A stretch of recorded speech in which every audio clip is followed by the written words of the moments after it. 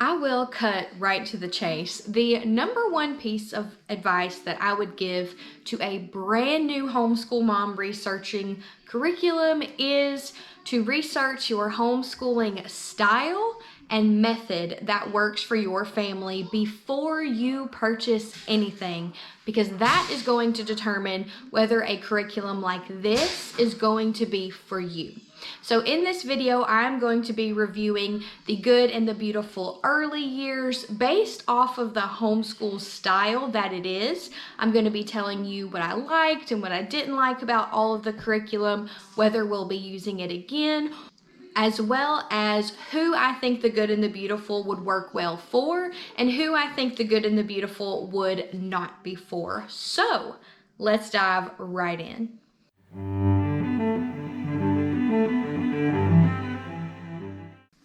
Hello friends, and welcome to my channel. My name is Haley. I am a Christian wife, homeschooling mother of 3, out to redeem my very own literary education. Which means most of the time on this channel, I am talking about the books I'm reading as a homeschool mom, what I'm doing in my mother culture, mother academia, just talking about all the books. However, homeschooling is a big part of my life and the life of my family. And I wanted to start sharing some of the things we do in our homeschool in order to help other homeschool moms. So if you're usually here for the bookish content, don't worry, that's still the main thing on this channel. The homeschool content is just extra or bonus to help some other homeschooling moms.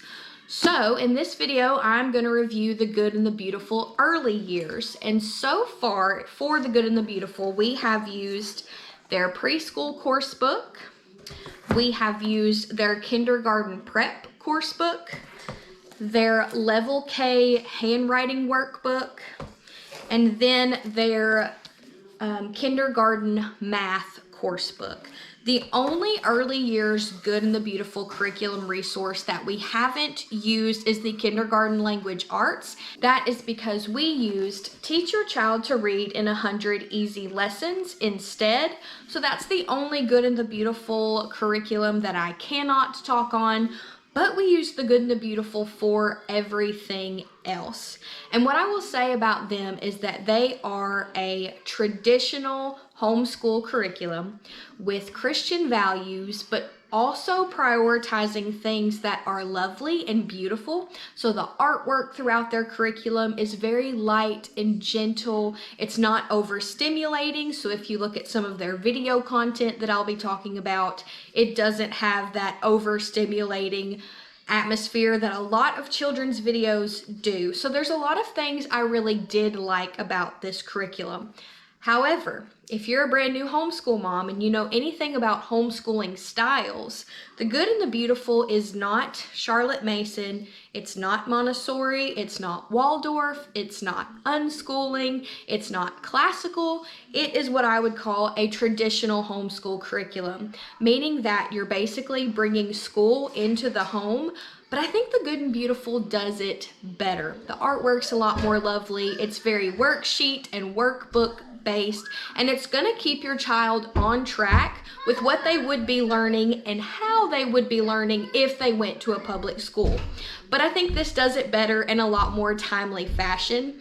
All of the good and beautiful curriculum is open and go, meaning that you don't need any other extra books to teach this curriculum. You open it up and it has a script for the parent and it has instructions to read aloud to the child, and you just do it together. And all of the lessons in their early years curriculum take less than 15 to 20 minutes. So it's so easy and simple and comprehensive. So if you are a homeschool parent who has very little time on your hands to actually do homeschool, to plan homeschool, if you want to make sure you are checking all of the boxes, then the good and the beautiful curriculum would work well for you and your family. So what I like about The Good and Beautiful is that their material is very comprehensive. So they are covering everything that maybe a public or private school would cover for your child. So if you're a new homeschool parent and you're just worried to death that you're going to forget something, you don't have to worry about that with The Good and the Beautiful's curriculum. They really teach everything in these early years. They're teaching the alphabet, they're teaching letter sounds and shapes and colors, and there's poetry and art mixed in. And once you kind of level up, they're teaching your child handwriting, how to hold a pencil. There is scissor cutting, so they're getting some of those fine motor skills. They're also, once you make it to the kindergarten level, especially kindergarten prep, they're teaching your child the very beginnings of reading, which would move on into the kindergarten language arts programs. And all of these resources piggyback into one another. So if you start with the preschool course book, you then move on to kindergarten prep, which has review from the preschool course.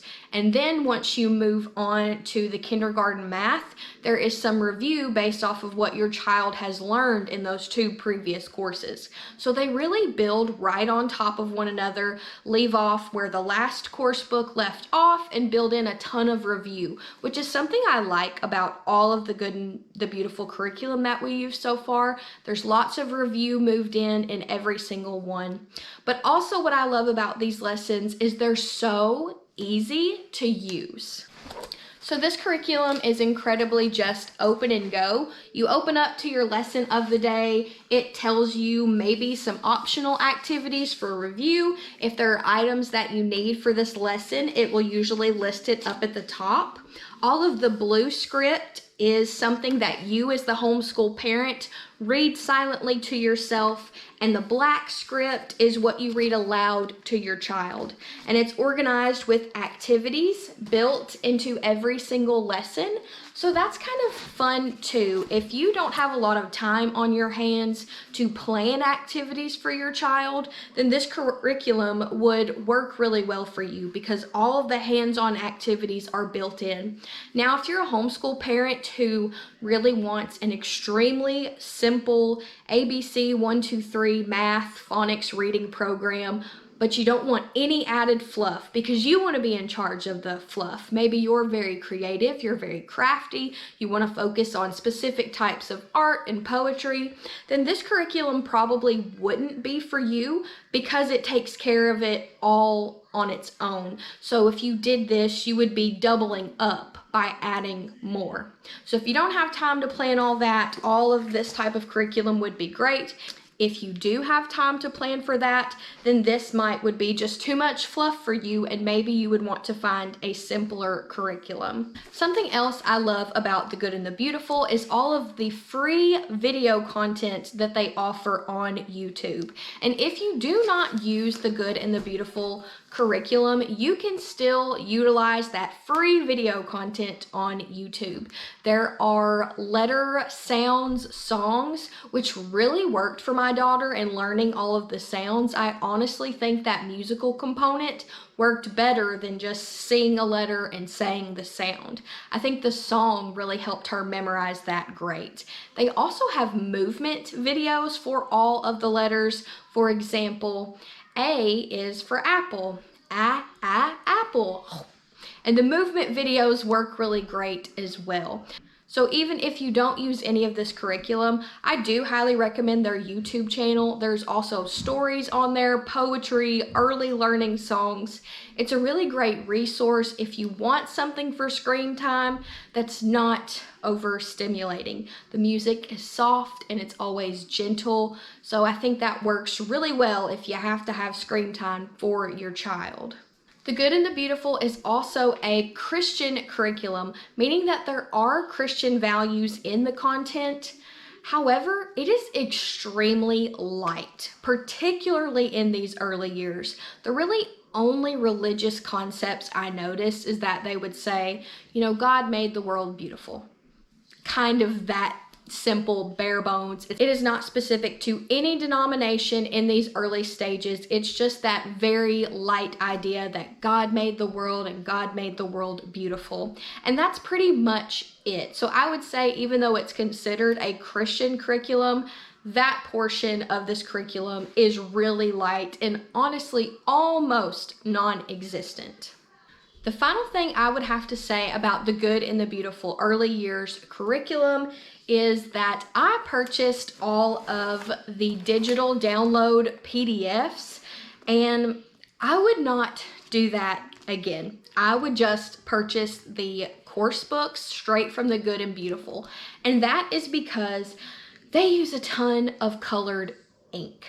And colored ink cartridges are pretty expensive, so by the time you have to print out a course book, specifically one like the preschool course book, honestly, by the time you purchase the cartridges and the paper and you're printing it out and you're hole punching it yourself, I don't really think you're saving any money. Now, maybe for things like Level K handwriting, which is very small, there's not a ton of paper in this, or even the kindergarten prep course book, there's not a ton in this either. Maybe on these, but if you are purchasing the preschool course book, or if you're printing out their Level K math course book, I think you should just buy the curriculum straight from the Good and Beautiful. I don't think it saved me any money really, and I really would have appreciated not hassling with the hole punches and putting this together. So that's my advice on whether you should purchase the actual course book or whether you should purchase the digital downloads themselves. So now I will discuss each of these curriculums individually. The first being the preschool course book. My daughter really enjoyed these lessons. As a new homeschool mom, I had no idea where to start with homeschooling. I didn't even know that there were other styles and methods of homeschooling. I just researched preschool, homeschool curriculum, Christian, and the Good and the Beautiful is what popped up. So we just dove right in with this. I loved how comprehensive it was. Your child's gonna learn their ABCs, their 1, 2, 3s, counting. They're gonna learn colors and they're gonna learn shapes. They're gonna learn how to cut with scissors and correctly hold a pencil. I love that they taught that because that's just not even something that I would have thought about. Your child's also gonna learn money, you know, a penny, a quarter, a dime, and the differences in those. And I loved that this course book included a lot of activities. So there were some practice sheets that would be like matching games and identifying games, things that really enforced what they were learning. And since I had no clue where to start, I was glad that they included that in here. And there were also some alphabet pages that she could decorate right after learning a new letter. She would either color them in or, like you see on this page, cut out some construction paper and glue it on there. But she really loved it. The only thing we didn't use in this course was the games. Just honestly because there were already so many other activities, I didn't feel like the games were necessary, so we just skipped that. And the only other thing I really didn't like about the preschool course book was that there were pretend games within this one. I don't think there were in any of the other curriculums, but it would be like, let's pretend we're sitting on the grass and there are ants crawling around and we're eating. Let's pretend to eat. And I would read those and my daughter would just be like, okay, because I didn't really talk to her like that before. So after I realized those parts were kind of not for her, I just started skipping them and just moving on to something else. And when you're the homeschool parent, you have full permission to do that when necessary. But other than that, I really loved the preschool course book. I really like how there's so much review built into all of them, like I said, and there are unit assessments. So when you complete a unit, there is a whole test that doesn't really feel like a test to review and make sure your child has learned everything and they've got it before you move on. So this one was great. Next is kindergarten prep, and this is pretty much a review of everything you learned in the preschool course book. There's only 30 lessons within kindergarten prep, so it doesn't take you very long to do it. You can either attach it at the end of your preschool year. You can do it in the summer before kindergarten, or you can honestly just tack it to the very beginning of your kindergarten year in homeschool, just to review everything they need to know. So it was a lot of review of the preschool course book, but it did also introduce just a few new concepts as well. But we also enjoyed this one. It's that same format as the preschool course book, so it was easy, open and go, no problem. My daughter had fun with it. And this one had less of that pretending that the preschool course book did. The next thing we used jumping into our kindergarten year of homeschool was the Level K handwriting course. This one is pretty self-explanatory. Honestly, you just open it up and your child will do the writing. You don't have to read anything. There's not a script. You don't have to teach anything. At the very most, you probably just have to show your child the correct way to write a letter so that they can copy it. But it's just open and go. Let them do it themselves to practice their handwriting.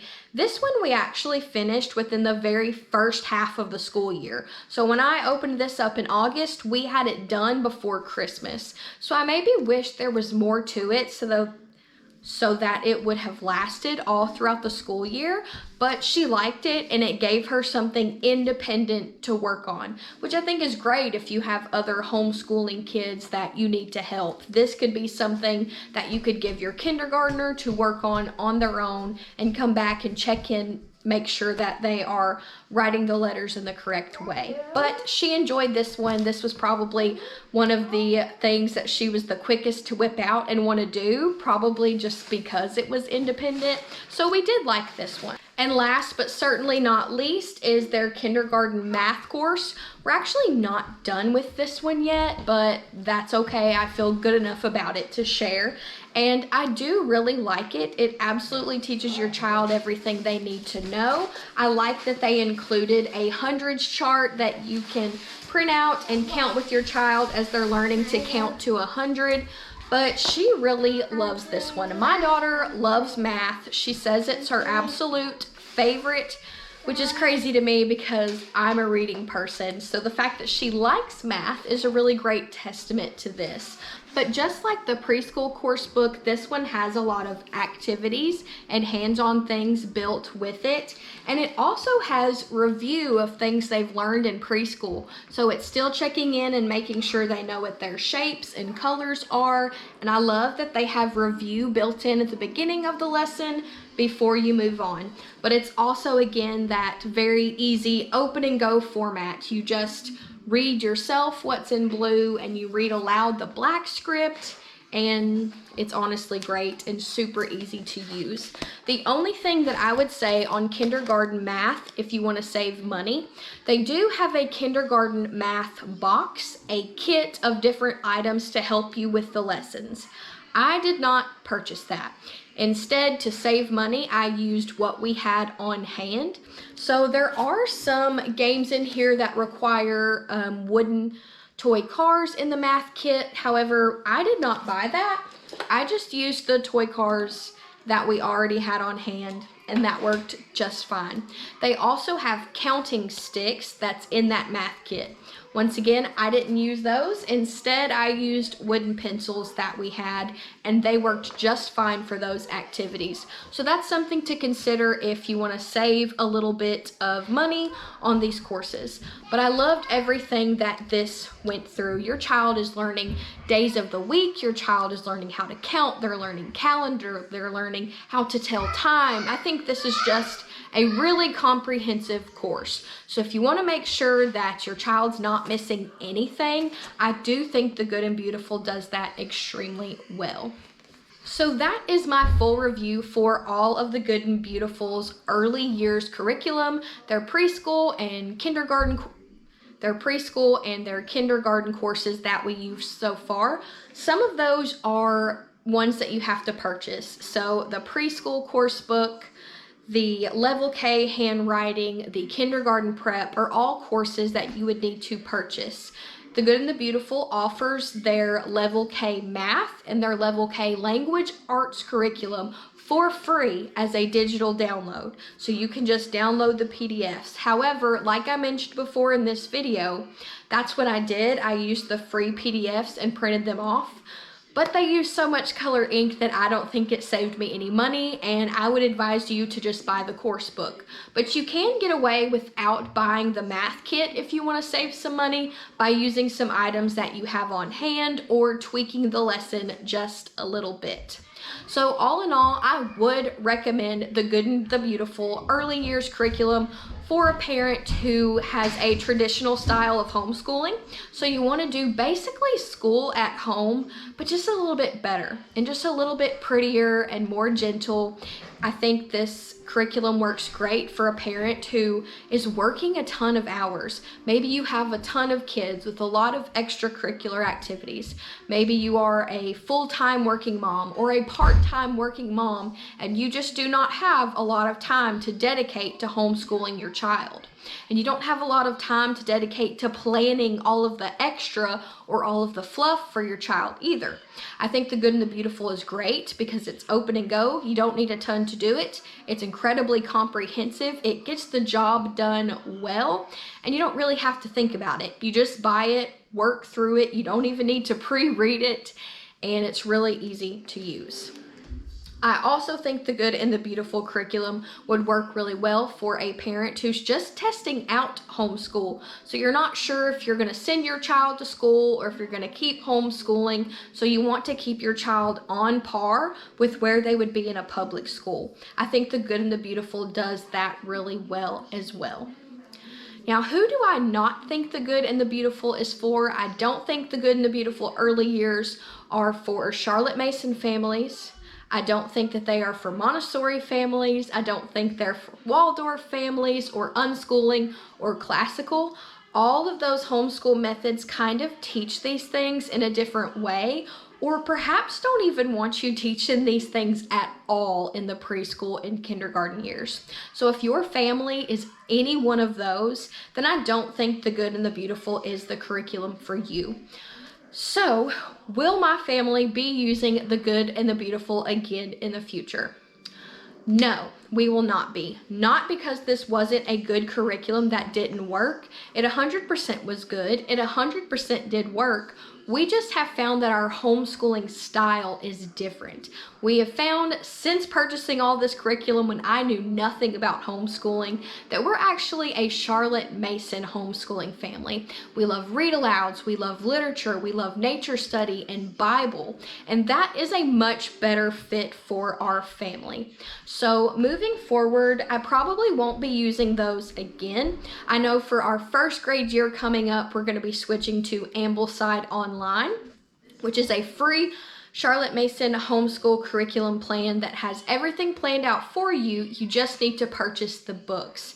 And for math, we're going to be using the Simply Charlotte Mason Elementary Series Arithmetic book number 1. So we will not be using the Good and the Beautiful anymore. However, I do think it's good, and I do think it would work for families in very specific situations. So I hope that this video was helpful for you in determining whether the Good and the Beautiful will work or not for your family. Lord willing, I will see y'all next time. Happy homeschool planning.